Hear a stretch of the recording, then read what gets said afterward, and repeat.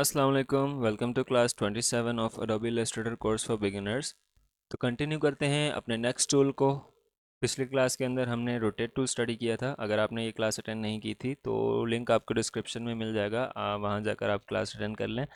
And अगर आप channel पर न्यू हैं और आपने कोई भी क्लास अटेंड नहीं की, एडोबी इलस्ट्रेटर का कोई भी टूल आपने स्टडी नहीं किया, तो तमाम टूल्स की नॉलेज, तमाम टूल्स की डिटेल ट्यूटोरियल की आपको प्लेलिस्ट मिल जाएगी इस वीडियो के डिस्क्रिप्शन के अंदर। वहाँ जाकर आप तमाम टूल्स को स्टडी कर लें। आज की इस वीडियो के अंदर, आज के इस ट्यूटोरियल के अंदर हम बहुत ही इंटरेस्टिंग टूल स्टडी करने वाले हैं। इस टूल को हमने पेंडिंग किया था, बाकी टूल्स को स्टडी किए थे। यहाँ पर अगर आपको याद हो, हमने ये तमाम टूल स्टडी कर लिए थे, लेकिन ब्रश टूल हमने स्टडी नहीं किया था। क्यों नहीं किया था? क्योंकि थोड़ा सा कॉम्प्लेक्स है और बहुत ही इंटरेस्टिंग है। थोड़ा सा कॉम्प्लेक्स है लेकिन इंटरेस्टिंग बहुत ज़्यादा है, क्योंकि इसके इस्तेमाल से हम बहुत से कॉम्प्लेक्स काम को बहुत ही आसान कर सकते हैं। देखिए कि ब्रश टूल क्या करता है। सबसे पहले ब्रश टूल सिलेक्ट करके अपने आर्ट बोर्ड के ऊपर हम ड्रॉ करते हैं कुछ। तो ड्रॉ करने पर हमें कुछ इस तरह की लाइन मिलती है जो कि काफ़ी थिक नज़र आ रही है। अगर हम यही चीज़ पेंसिल टूल से ड्रॉ करते हैं तो यहाँ पर देखें क्या हो रहा है कि ये लाइन हमें बिल्कुल बारीक सी मिली है, लेकिन ब्रश टूल से ड्रॉ की हुई लाइन हमें डार्क मिली है, बहुत ज़्यादा थिक मिली है। हालांकि इसका स्ट्रोक भी 1 पॉइंट है, इसका स्ट्रोक भी हमने 1 पॉइंट ही ऑटोमेटिकली जनरेट हुआ है, लेकिन इसके अंदर थिकनेस इस वजह से ज़्यादा आ रही है क्योंकि अगर आप यहाँ पर देखें, ब्रश के जो पैटर्न्स हैं, जो ब्रशेस की टाइप्स हैं, वो हमें यहाँ पर मिल जाती हैं। उनके अंदर हमारे जो पॉइंट्स अप्लाई हुए हुए हैं, ब्रश के ऊपर जो प्रॉपर्टीज़ अप्लाई हुई हैं, उनके थिकनेस ज़्यादा है। जैसे मैं इनको सिलेक्ट करके अगर इनकी प्रॉपर्टीज़ यानी कि इनकी टाइप्स चेंज करता जा रहा हूँ, तो देखें कि उनकी टाइप्स के मुताबिक वो ब्रश की जो थिकनेस है वो कन्वर्ट होती जा रही है। अगर दोबारा से हम कोई और शेप ड्रॉ करना चाह रहे हैं डिफरेंट टाइप के अंदर, फॉर एग्जांपल मैं यहाँ से ये फोर्थ नंबर पे 5 पॉइंट्स का ओवल शेप का ब्रश है, इसको सिलेक्ट करके जब मैं कुछ ड्रॉ करता हूँ तो यहाँ देखें कुछ कैलीग्राफिक टाइप कुछ ब्रश हमें मिला है, जिससे हम इस तरह की कोई चीज़ें डिज़ाइन कर सकते हैं, बना सकते हैं। तो ये एक इंटरेस्टिंग सा टूल है।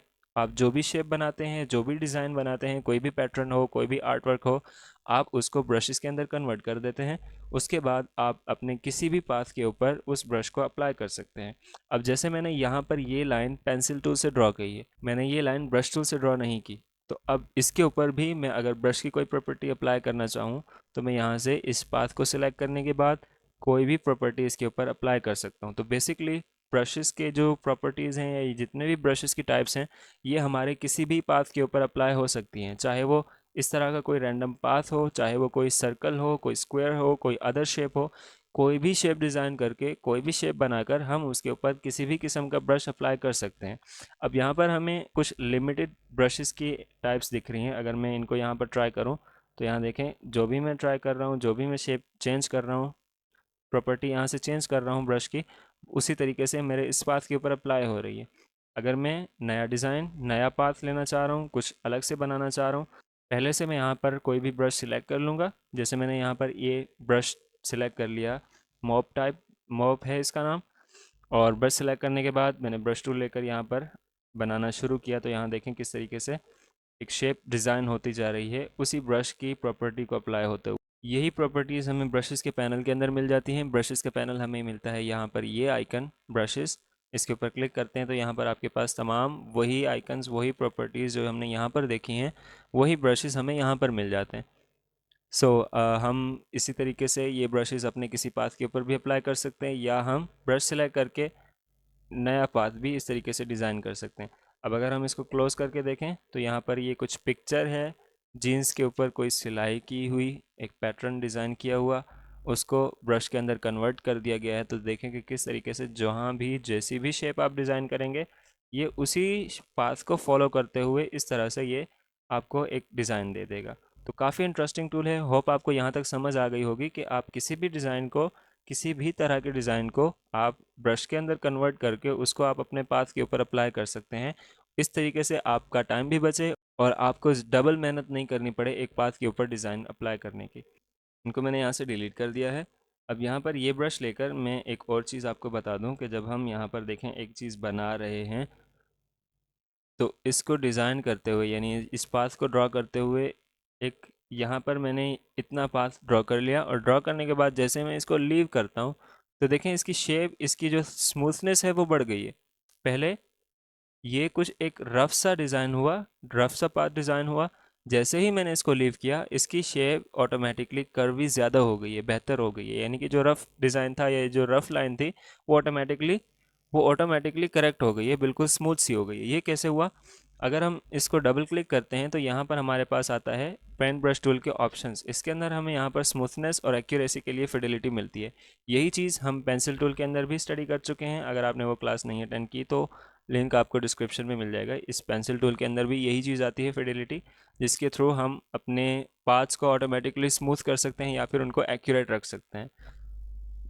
तो अगर आप स्मूथनेस ज़्यादा रखेंगे और आप इस तरह का काम करना चाह रहे हैं जिसके अंदर आपको बिल्कुल स्मूथ चाहिए, तो आपकी जो स्लाइड गलतियां हैं, जो आपका हाथ हिल जाता है माउस के थ्रू आपका पाथ ड्रॉ करते हुए, इलस्ट्रेटर उसको ऑटोमेटिकली स्मूथ कर देता है। जैसे मैंने यहाँ पर इसकी स्मूथनेस अगर बढ़ा दी है तो इस तरह से देखें, रफ सा पाथ डिज़ाइन हुआ लेकिन ऑटोमेटिकली स्मूथ हो गया।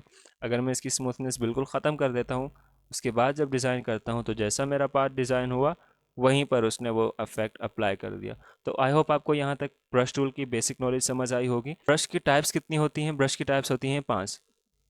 ये 5 टाइप्स जब आप यहाँ पर न्यू ब्रश बनाने के लिए इस आइकन पर क्लिक करते हैं, यहाँ पर हमें 5 टाइप्स मिल जाती हैं, जिसके अंदर ब्रशल ब्रश हमारे पास ये आ जाता है। उसके अलावा यहाँ पर नीचे लास्ट में हमें पैटर्न ब्रश मिल जाता है। तो इन ब्रश टाइप्स की कुछ एग्जांपल्स हमें यहाँ पर दिखाई हुई हैं। अगर हम मज़ीद एक्सप्लोर करें तो यहाँ पर विंडोज़ के अंदर आएंगे। विंडोज़ के अंदर नीचे जब आएंगे तो नीचे यहाँ पर हमें मिलता है ब्रश लाइब्रेरीज़। ब्रश लाइब्रेरीज़ के अंदर यहाँ पर हमें बहुत सारे ब्रशेस मिल जाते हैं। जैसे यहाँ पर एरोज़ हैं, अगर आप एरो स्पेशल पर क्लिक करते हैं तो आपके पास एक नया पैनल ओपन हो जाता है ब्रशेस का, जिसके अंदर बहुत सारे एरोज़ मिल जाते हैं हमें। अब ये एरोज़ देखें कि सिंपल एरो है, डिफरेंट टाइप्स हैं एरोज़ की। हम इनमें से इसको या इसको सिलेक्ट कर लेते हैं और उसके बाद ब्रश टूल लेकर जब इसको डिज़ाइन करते हैं या एक पाथ ड्रॉ करते हैं, तो यही आपका डिज़ाइन, यही एरो आपके इस पाथ के ऊपर अप्लाई हो गया। देखें फिडेलिटी शायद हमारी कम है, बिल्कुल टेढ़ा मेढ़ा सा पाथ बना है, तो हम इसको स्मूथ कर देते हैं और दोबारा से ट्राई करते हैं। तो दोबारा से हमने जो डिज़ाइन किया, देखें अगर हम इसको जूम कर लें तो यहाँ पर वही डिज़ाइन, वही पाथ हमें यहाँ पर मिल गया। अब दोबारा कोई और ट्राई कर लेते हैं। यहाँ पर मैं इस एरो को ले लेता हूँ और एक और डिज़ाइन, एक और पाथ डिज़ाइन करता हूँ। तो यहाँ देखें कि वही पाथ, वही डिज़ाइन, वही एरो का डिज़ाइन हमें इस पाथ के ऊपर ऑटोमेटिकली इस डिज़ाइन हो रहा है।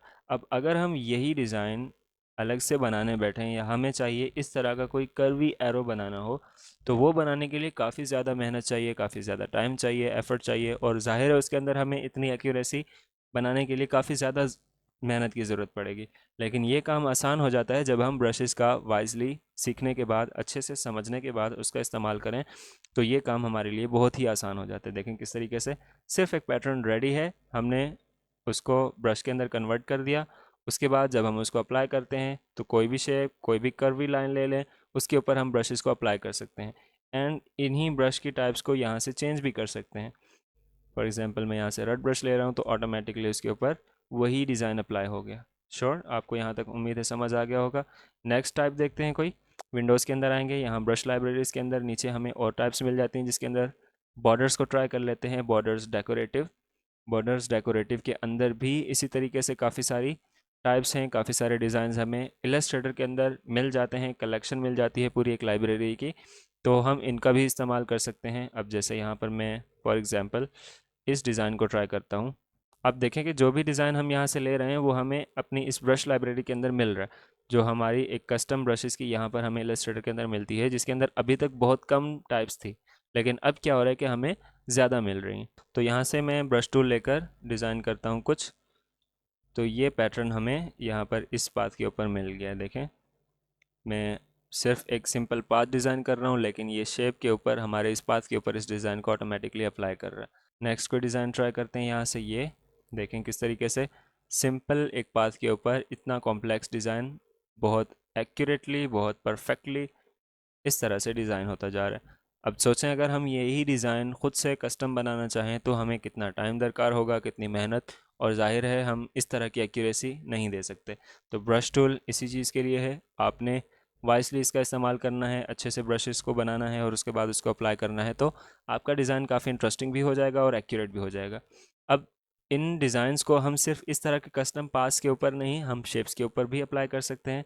आइए देखते हैं किस तरह। मैं यहाँ से इन शेप्स को डिलीट कर देता हूँ एंड यहाँ पर मैं एक सर्कल डिज़ाइन कर लेता हूँ, या फिर रेक्टेंगल के ऊपर हम इसको अप्लाई कर लेंगे, या अगर हमारे पास पॉलीगॉन है तो इसके ऊपर ट्राई कर लेंगे।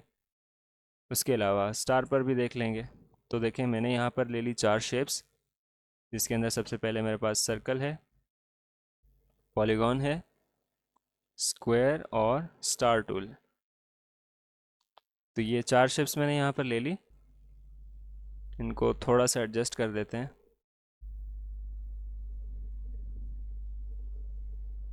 अगर मैं एक डिज़ाइन या एक शेप, एक रेक्टेंगल शेप में इस पूरे आर्टबोर्ड के ऊपर ले लेता हूँ। तो यहाँ पर मैंने कुछ शेप्स ले ली हैं। अब जब मैं एक शेप को सिलेक्ट करके उसके ऊपर यहाँ से कोई डिज़ाइन अप्लाई करता हूँ, फॉर एग्जांपल मैं इसके ऊपर ये डिज़ाइन अप्लाई कर देता हूँ, तो जूम करके देखें कि क्या हुआ। हमारे उस रेक्टेंगुलर पाथ के ऊपर ये डिज़ाइन कितना परफेक्टली आ चुका है, कितना परफेक्टली इसके ऊपर डिज़ाइन आ चुका है। सी, हम इस डिज़ाइन को कस्टमाइज़ कर सकते हैं अपने स्ट्रोक को बढ़ाकर। स्ट्रोक को बढ़ाएंगे तो ये डिज़ाइन भी बढ़ जाएगा। इसी तरीके से अगर हम स्ट्रोक को कम करते हैं तो ये डिज़ाइन बारीक होता जाएगा। तो एक चीज़ ये हम यहाँ से कर सकते हैं। दूसरा ये कि हम किसी भी शेप के ऊपर अप्लाई कर सकते हैं कोई भी डिज़ाइन। सर्कुलर शेप के ऊपर अगर अप्लाई करना चाहें तो लेट्स सी हम यहाँ पर कौन सा डिज़ाइन अप्लाई करें, दिस वन।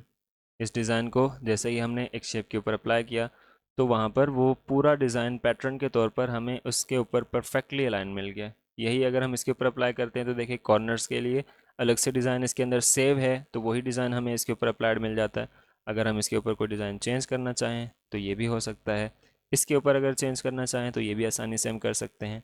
नेक्स्ट, अगर पॉलीगॉन शेप के ऊपर कोई डिज़ाइन देखते हैं तो देखें किस तरीके से डिफरेंट डिज़ाइंस हमें डिफरेंट शेप्स के ऊपर अप्लाई करने के लिए कोई भी मसला नहीं होता, आसानी से वो ऑटोमेटिकली एडजस्ट हो जाते हैं।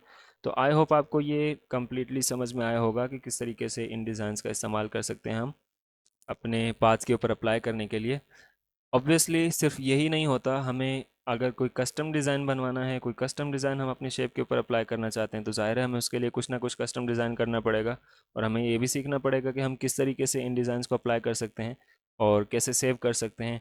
तो बिल्कुल ये सब हम सीखेंगे, लेकिन अभी के लिए इतना ही। आई रिकमेंड कि ये क्लास लेने के बाद आप ब्रश टूल को एक्सप्लोर करें, मज़ीद चीज़ों को देखें, डिफरेंट पार्ट्स के ऊपर डिफरेंट डिज़ाइंस को अप्लाई करें।